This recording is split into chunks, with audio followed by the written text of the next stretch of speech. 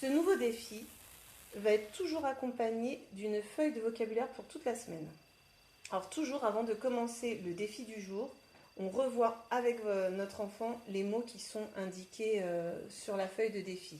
Donc soit on lui fait répéter, d'abord nous on le dit et puis lui il répète, ou soit alors on lui demande, quand au bout de quelques jours il peut les dire lui-même, il n'a plus besoin que vous lui répétiez.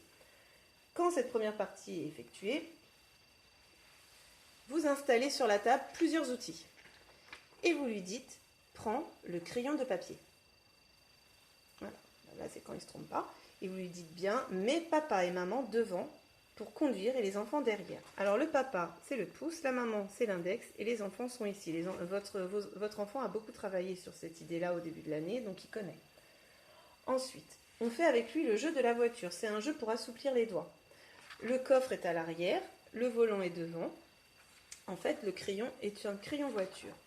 Donc, on lui dit « Papa a oublié de prendre le sac de pique-nique dans le coffre. » Les parents vont le prendre. Donc, votre enfant va chercher le pique-nique et retourne au volant. Donc, vous voyez, ça permet que les doigts soient souples. Vous le faites aussi 4 fois. Donc, j'ai mis à chaque fois une petite histoire. Maman a oublié la carte routière, papa a oublié sa montre. Quand ces 4 forces...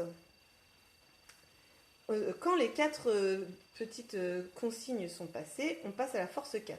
Alors la force 4, il faut tout d'abord que vous écriviez le modèle à votre enfant. C'est très important d'écrire le modèle devant lui, de façon à ce qu'il imite votre geste. Donc effectuez vraiment le geste comme je vous les ai montrés dans les vidéos. Donc le A, on commence ici, on fait comme la lettre C, on monte et on redescend.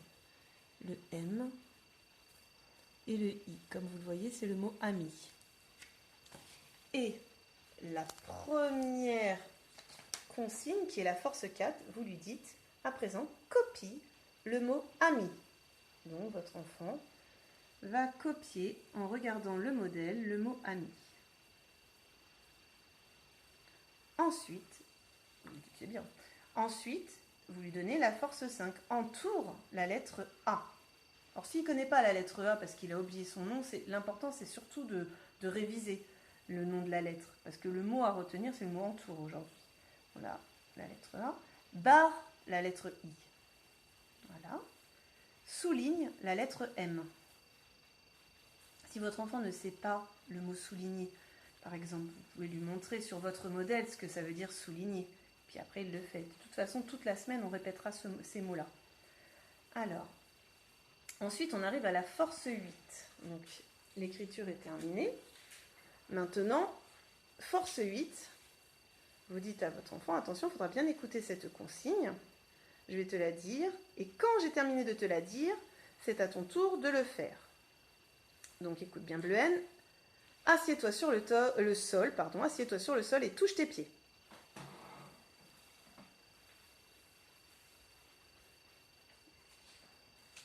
Voilà.